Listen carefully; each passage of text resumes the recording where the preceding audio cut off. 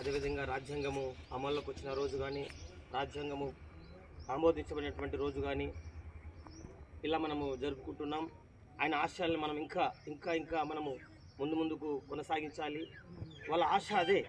వాళ్ళు నా విగ్రహాలు పెట్టాలనే ఆశ వాళ్ళకి లేదు, కానీ నా యొక్క ఆశయాలని ప్రజలను తీసుకెళ్ళాలి, అవగాహన కల్పించాలి. అంబేద్కర్ ఎంత శ్రమ పొందాడు, ఆయన ఎంత కష్టపడ్డాడు, తర్వాత ఆయన మనందరి రక్షణ కొరకు ఆయన తనకు తాను ఎంత నష్టపోయాడన్న సంగతిని ప్రజల్లోకి తీసుకుపోవాలన్నదే ఆయన ధ్యేయము, ఆయన యొక్క ఆశ. కాబట్టి ఆశ మనందరం కూడా ఉన్నట్టు యువత ముఖ్యంగా ఆదర్శంగా తీసుకోవాలి అంబేద్కర్ ఆశయాలని. ఈరోజు ప్రత్యేకంగా చెప్పాలంటే ఆ రాజ్యాంగము 2 సంవత్సరాల 11 నెలల 18 రోజులు రాయబడినటువంటి ఆ గ్రంథము, మన రాజ్యాంగ గ్రంథం ఏదైతే ఉందో, ఈ యొక్క గ్రంథము దాదాపు మరి అంత కష్టపడి రాసినటువంటి ఈ యొక్క